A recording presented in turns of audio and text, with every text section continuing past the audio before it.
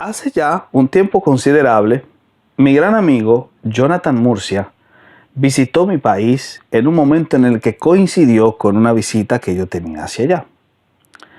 Como era la primera vez que nos íbamos a encontrar personalmente, decidí viajar a la capital de mi nación, Santo Domingo, para poder entablar un diálogo interesante en la zona colonial de la ciudad de Santo Domingo. Un espacio histórico con la explanada de la Plaza España frente al Alcázar de don Diego Colón, el hijo de Cristóbal Colón, que fue virrey de la Española. Y el objetivo era poder hablar un poco sobre la Reforma Protestante. Hablamos sobre el tema largo y tendido, y el resultado de esa interesante apreciación fue el siguiente video.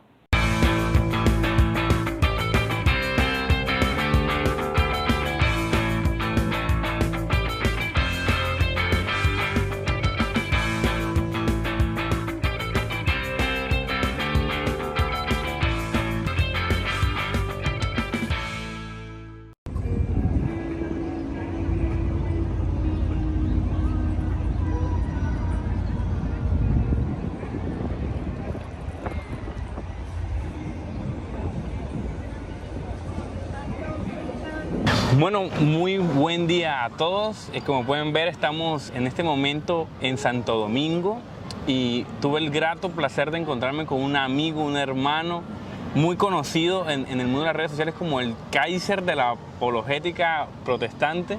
Lo hemos bautizado así un grupo de amigos porque es un Rottweiler de verdad de la apologética protestante.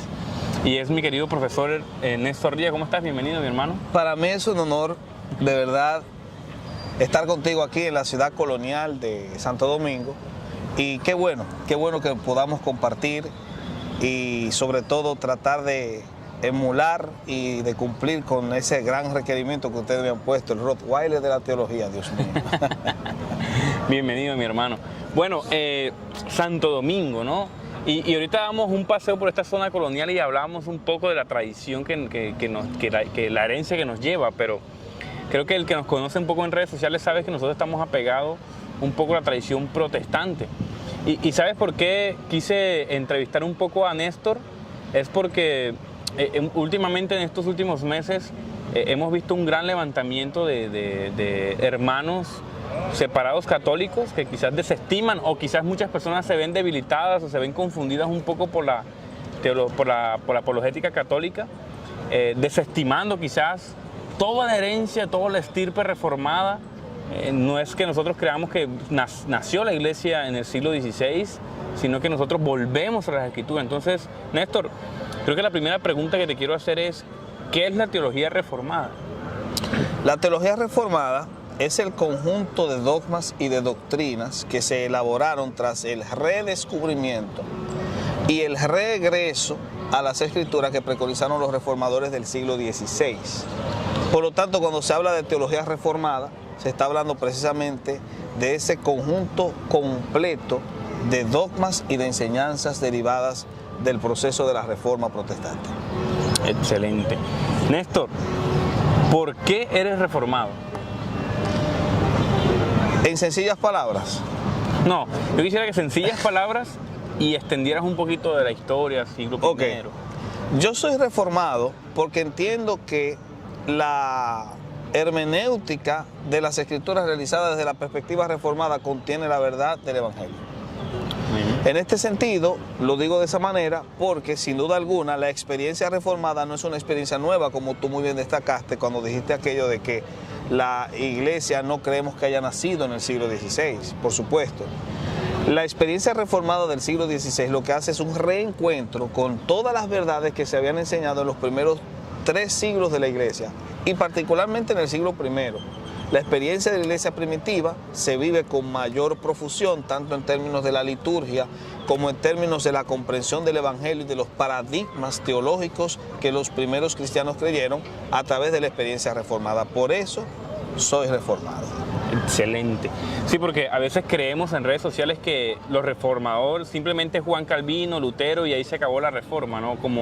Y hay mucho mito, Néstor. Creo que cuando uno escucha los memes, cuando uno ve los memes, los posts, las publicaciones, algunos quizás youtubers católicos desestimando, vuelvo y repito, la teología es simplemente eso, un par de personas que fueron manipulados por algunos políticos alemanes y ahí de eso se trató, lo reducimos a eso, ¿no?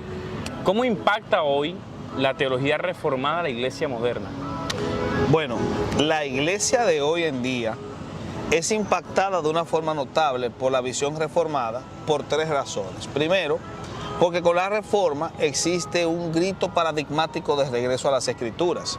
Obviamente, el regreso a las Escrituras implica en este sentido un valor mayor de la palabra de Dios por encima de las tradiciones, un valor mayor de las Escrituras y del estudio de las Escrituras por encima incluso de la misma liturgia.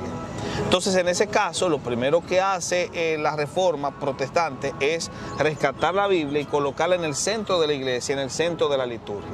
Metas dentro de las iglesias de orden católico, ya sean católicas griegas, católicas egipcias o coptas, católicas rusas o católicas romanas, la experiencia del culto se centra en el misterio del símbolo a través del rito.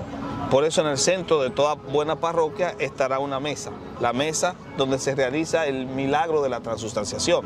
Pero cuando vamos a iglesias de corte reformado y iglesias también que no son reformadas pero salieron de la reforma, como las iglesias de corte evangélico, nos vamos a dar cuenta que en el centro siempre está el púlpito.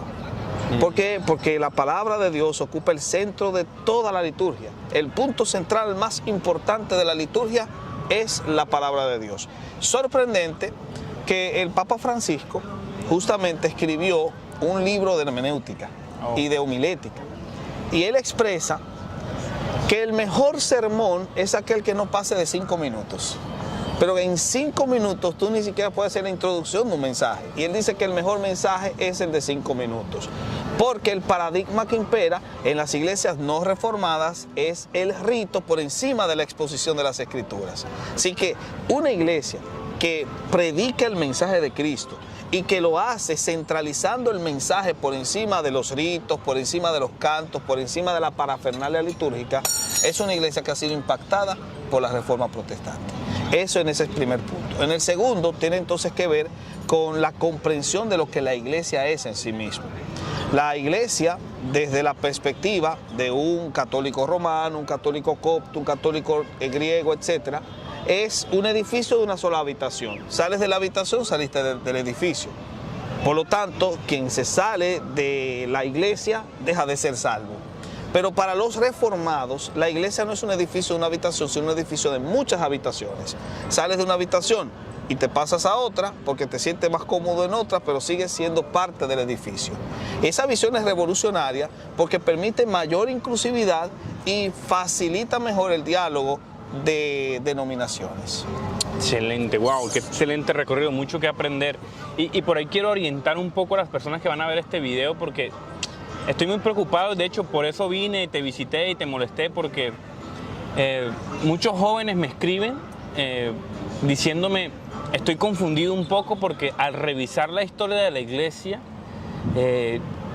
creo que hay una robustez o hay más solidez del catolicismo. ¿Qué le podemos decir a esos jóvenes que están tratando de ser más fieles a la Escritura, a su fe, revisar su historia? ¿Qué buena noticia le podemos decir? ¿O cómo los ayudamos a que conozcan un poco su herencia reformada?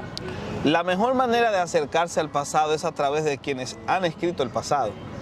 Es decir, la literatura bibliográfica que habla sobre la historia del devenir reformado, los principios que se defendieron durante el proceso de la reforma, los principios que se defendieron mucho antes de la reforma, puesto que la reforma protestante no es un acontecimiento homogéneo del siglo XVI, sino que tiene un elevado, un legado muy grande detrás, es como la cola de un cometa, el cometa de la reforma, la cola es la prerreforma y los intentos de reforma anteriores. Conocer eso nos permite a nosotros poder evaluar la situación eclesiástica actual y poder corregir los errores, corregir los entuertos y de esa manera entonces tratar de rescatar un evangelio que sea más puro y que tenga una presentación más adecuada y más propia al evangelio que fue expresado en los primeros siglos.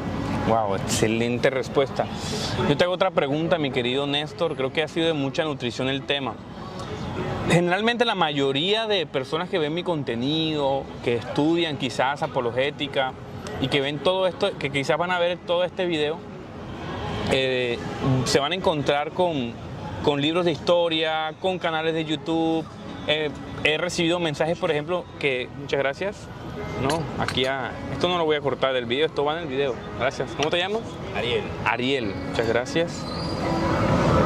Mi amigo acá. Muchas gracias, Ariel. Muy amable. Buen provecho. Una limonada dominicana, debo decir. Invitados todos los que vean este video algún día, si quieren venir para acá, no dejen de pasar por acá, por este café que está justamente frente al Alcázar de Colón. Excelente. Y te preguntaba, mi querido hermano, sobre una metodología para nosotros ser fieles al texto, porque hoy hablábamos un rato y decíamos que a veces nosotros, al ver youtubers famosos, predicadores, quizás gente que hace apologética, inclusive de todos los bandos, apologética judaizante, protestante, católica, a veces nos volvemos como subordinados a metodologías, ¿no? A ciertos pasajes, a cierta defensa, pero cómo nosotros podemos de manera auténtica ir a la historia pura, realmente no defender dogmas de hombres, sino realmente ser fiel al Señor. ¿Qué metodología podemos emplear? Yo creo que el método más correcto, el más concreto para hacer algo así, es identificar concretamente cuáles son los credos. Yo conozco los credos de la denominación a la que pertenezco, o conozco los credos que se fueron formulando y tejiendo a través de la experiencia reformada, podré tener una mejor apreciación de lo que la Reforma enseña. Cuando yo tengo una mejor apreciación del contenido de un movimiento ideológico, es más fácil para mí evaluarlo. Notar los defectos y notar sus virtudes. Y luego que notamos las virtudes y los defectos, entonces hacemos un balance y, como decía el famoso consejo paulino, retener lo bueno después de haberlo examinado todo. En ese sentido, yo creo que el mejor método es el acercamiento a los credos reformados.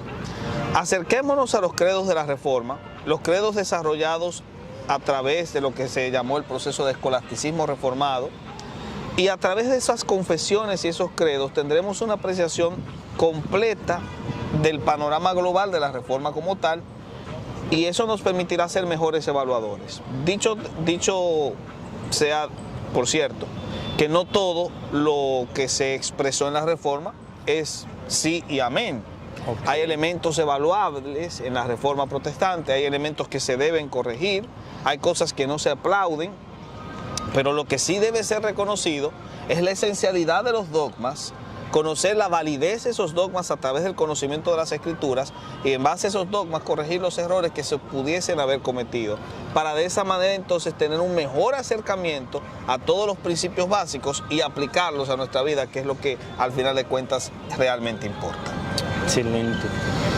Otra pregunta importante, me parece, es ¿por dónde empiezo yo a estudiar la Reforma? Dices por los credos, pero en el sentido de cuáles son las personas o los pilares, personajes importantes por donde leer, biografías, libros, una pequeña corte bibliográfica. Ok, sí, excelente.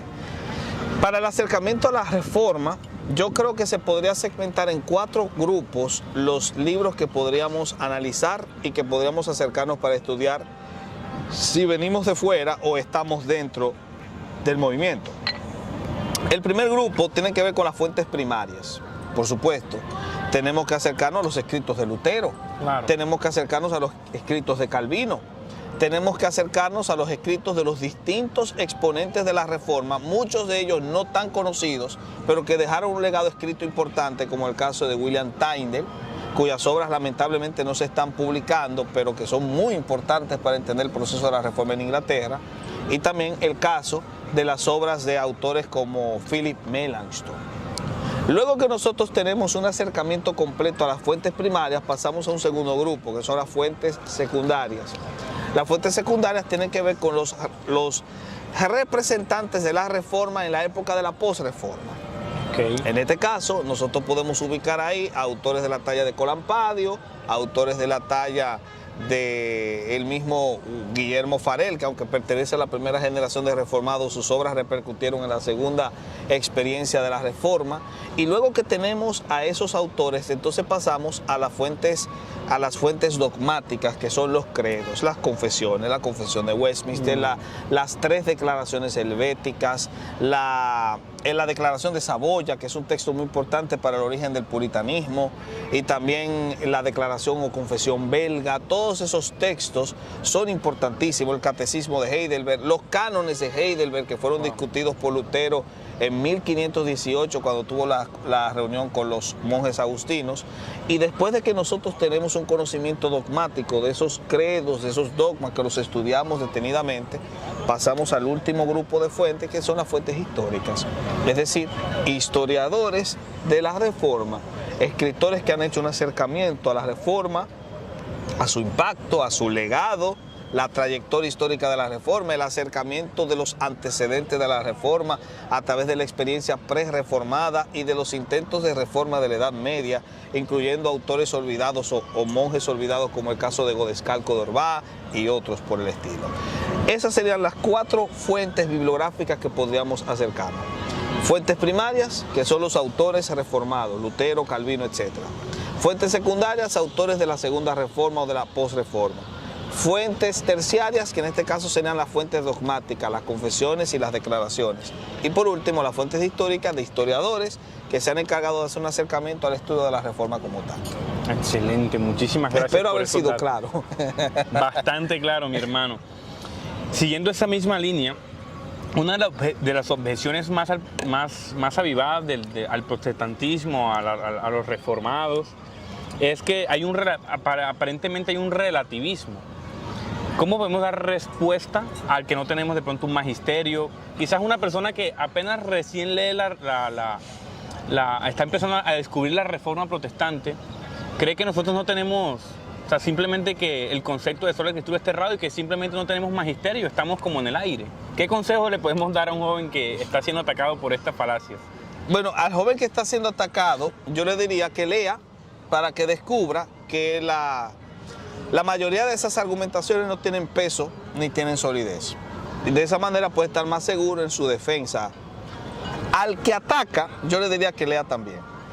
Porque esa opinión demuestra una ignorancia, Dios mío, perdóname por esta palabra, pero una ignorancia bestial de lo que tiene que ver con la historia del desarrollo de la dogmática reformada.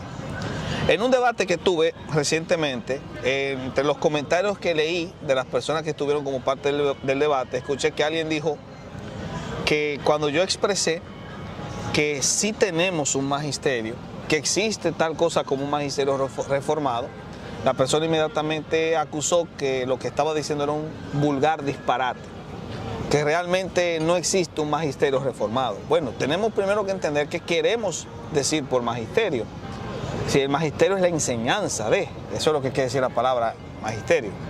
Si hay un cúmulo de personajes históricos que han dejado un escrito que ha servido como punto de enseñanza o magisterio para otros, se puede hablar que existe un magisterio. La mayor expresión del magisterio se encuentra en las confesiones sistemáticas. ¿Por qué la Iglesia Católica dice que tiene un magisterio? Porque tiene un cúmulo de personajes históricos que dejaron escritos, que sirven como referente de enseñanza y que permitieron también la formulación de ciertos credos. Ese es el magisterio. Claro. Bueno, de la misma forma, dentro de la Reforma existe un magisterio como tal, porque la Reforma tiene un conjunto de autores dentro del ámbito histórico que dejaron un conjunto de escritos que son enseñados y al mismo tiempo formaron formulaciones sistemáticas que son las confesiones de fe que han sido enseñadas a lo largo de los siglos. Eso es un magisterio. Existe tal cosa como un magisterio reformado.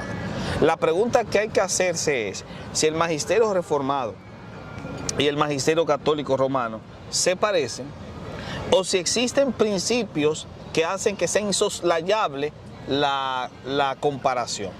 Creo yo que la verdadera respuesta se encuentra en el segundo punto, porque el magisterio católico romano, especialmente el magisterio católico romano posterior a la época patrística, es un magisterio que se compone de una serie de documentos desarrollados a través de los concilios que ya no son ecuménicos, Y esos concilios desarrollaron documentos, y en esos documentos encontramos una expresión de fe sin base escritural.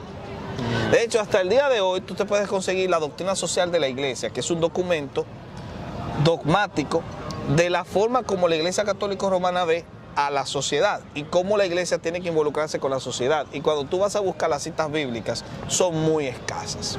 O sea, el contenido es más filosófico, la construcción de los argumentos es más racional, pero hay poco peso bíblico. Tú te vas a las confesiones de fe de los reformados y vas a descubrir que están saturadas de textos bíblicos. Wow, sí. Y ahí está la gran diferencia. El magisterio reformado es mucho más bíblico que el magisterio católico romano posterior a la época patrística. Excelente. Bajo esa misma dinámica que me estás respondiendo, ¿cuáles crees que son las principales fortalezas y debilidades de nuestra fe reformada? Las fortalezas de la fe reformada son tres. Primero está su valor de las escrituras. Las escrituras son la única norma de fe y conducta, que es un principio no solamente reformado, sino que fue descubierto mucho antes de la reforma, porque se destila de los escritos de Pablo, de los escritos de los apóstoles y también de los padres de la iglesia. De hecho, incluso hasta Tomás de Aquino llega a resaltar ese mismo principio. Hay que leerlo detenidamente, porque Tomás de Aquino llega en un momento a decir algo como que el análisis de los padres dependerá siempre del valor de las escrituras. Por lo tanto, las escrituras se convierten en la norma para interpretar cualquier otra cosa. Ese principio de sola escritura es un principio que los reformadores lograron rescatar y apropiarse de él de una forma encomiable, hasta el punto tal que todo el mundo piensa que eso es un principio única y netamente reformado, pero no es así. Esa es la primera fortaleza que ellos tienen. La segunda fortaleza es el principio de la sola gratia. Indudablemente, como decía C.S. Lewis, la gracia es lo que define y diferencia al cristianismo de cualquier otro discurso religioso. Por lo tanto, cuando hay un rescate de la gracia, se está rescatando la esencia del cristianismo como tal. Los reformados tienen esa fortaleza. Y el tercer elemento que sirve como fortaleza es el principio de solus Christus, solo Cristo. Si Cristo es la única cabeza de la iglesia, entonces es mucho más fácil lograr tener una comprensión adecuada de la visión denominacional e interdenominacional, porque todos entendemos que Estados Unidos no pone una cabeza visible humana, sino pone una cabeza espiritual que es Cristo. Y al ser Cristo la cabeza espiritual, el cuerpo es espiritual. No es un cuerpo visible, es un cuerpo invisible.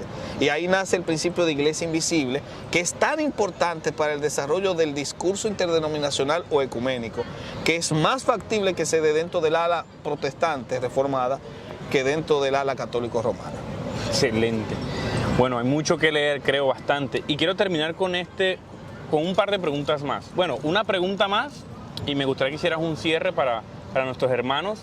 Quiero también previamente decir que esto tampoco es un ataque ni nosotros queremos fomentar como una división, todo lo contrario. Creo que el que nos conoce sabe que tenemos un discurso muy conciliador, partiendo de Juan 17, que el Señor ora por nuestra unidad. Claro. Es eso, es que nosotros, la fe reformada, los protestantes, inclusive otras corrientes como pentecostalismo, los carismáticos, los hermanos carismáticos, están siendo bombardeados por falacias, y yo creo que en honor a la verdad estamos hablando de este video. ¿Cuáles crees, hermano, tú que has estado en varios debates con hermanos separados católicos, cuáles creen que son sus debilidades y sus fortalezas también? Bueno, voy a hablar de las fortalezas. En primera instancia, creo que una de las fortalezas de los hermanos católicos romanos, especialmente los católicos romanos, es la homogeneidad aparente que presentan dentro de su equipo. Es decir, la Iglesia Católica es una iglesia que parece no dividirse. Por supuesto que bajo la sombra existe un sinnúmero de corrientes distintas, pero la homogeneidad que sobrevive gracias a la estructura que poseen es una fortaleza. No quiere decir que sea algo positivo, pero es una muy buena fortaleza que tienen. Lo segundo que creo que poseen los hermanos católicos romanos es una dependencia completa del conocimiento del magisterio personal que poseen.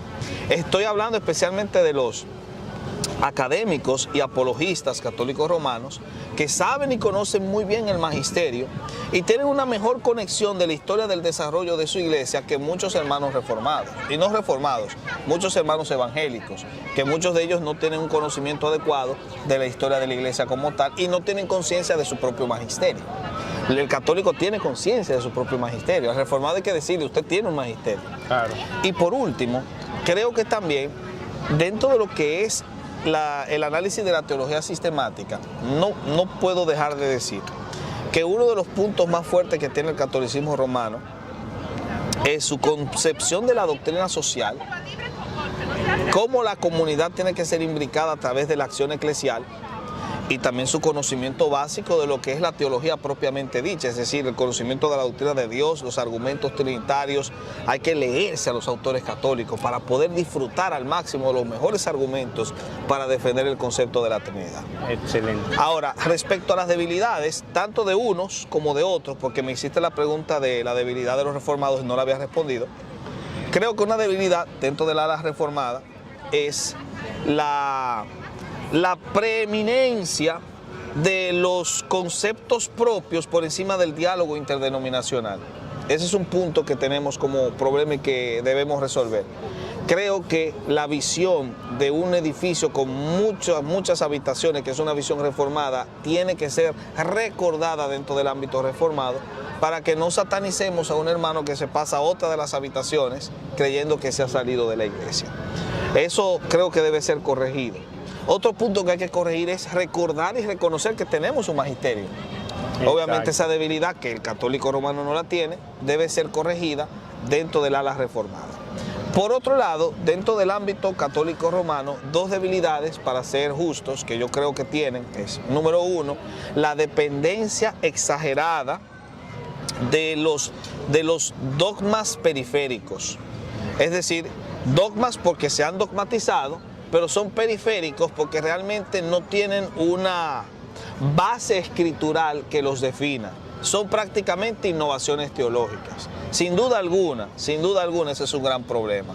Cuando yo, por ejemplo, escucho a un católico romano que en medio de un diálogo sobre un tema de conocimiento escritural inmediatamente inserta un discurso mariano, yo inmediatamente tengo que decir qué pena, porque este discurso mariano dividirá más el conversatorio que lo va a unir. ¿Por qué? Porque al final de cuentas es un discurso que no se sostiene con las escrituras. Y al no sostenerse con las escrituras, obviamente estimula más la división que la unidad. Esa es una crítica que se le podría hacer. Y la segunda crítica es una crítica más académica. Y no es una crítica general, sino particular, específica para ciertos sujetos dentro del ala católico romano, que se han enfocado en crear segmentos divisivos dentro del ala del catolicismo romano por querer defender una postura determinada. Ejemplo, los que rechazan el discurso ecuménico del Concilio Vaticano II porque quieren mantenerse en la cerrazón que representó el discurso tridentino. Por lo tanto, apoyan el Concilio de Trento, reniegan del Concilio Vaticano II y al hacer eso están creando una división dentro de su propio grupo. Y yo creo que eso es algo que tiene que ser denunciado y criticado. Que tiene que ser recibido. Bueno, mi hermano, creo que mucho que aprender, no me esperaba tanto, la verdad. Creo que va a ser de mucha bendición para los hermanos, católicos, no católicos, reformados, protestantes, evangélicos, para todo el público en general, entendiendo que somos una fe histórica, además valiosa. Me encanta esa analogía de la casa con muchas habitaciones. Creo que responde muy bien a lo que el Señor nos ha llamado a hacer y bueno, creo que esto es una oportunidad, una invitación a decir que hay mucho que estudiar. Y eso es algo maravilloso porque nuestra fe, hoy entrábamos a una biblioteca tradicional aquí en Santo Domingo y tú me mostraste como dos alas y yo decía, no, es que hay mucho que leer. A veces el bolsillo no alcanza para ver a veces. ¿Por qué nos hiciste pobres? No nos alcanza el bolsillo, pero el Señor va proveyendo, ¿cierto? Yo creo que el Señor va proveyendo, sí. Creemos en eso. Y bueno, hermanos, palabras finales tanto para católicos, para protestantes, evangélicos, reformados, anglicanos. Mis palabras finales. Lean la Biblia, leamos las Escrituras. Y leyendo las Escrituras, sin los lentes del prejuicio denominacional, tratemos de conocer lo que el Señor nos enseña y aferrémonos a la verdad del Evangelio. Solamente así se limarán todas las asperezas y todas las divisiones que nosotros hemos tenido que experimentar durante los últimos 400 años, no 500, los últimos 400 años. Muchísimas gracias, bendiciones a todos. Gracias, Néstor. Que bendiga. Un placer y un honor. Gracias por habernos acompañado hasta este momento. Fue para mí un placer que ustedes pudiesen agotar todo el tiempo de lo que este video representó. Para que puedan ver el contenido en su plataforma original, vayan al canal de mi querido hermano Jonathan Murcia en YouTube, canal homólogo, denle like y coméntenlo, para que de esa manera también podamos apoyar el trabajo de este gran apologista. Asimismo, recuerden que nuestro contenido seguirá produciendo mucha información en esta semana que justamente estamos conmemorando tanto el Día del Teólogo Reformado como el gran evento histórico de la Reforma Protestante. Que el Señor les guarde y manténganse en contacto.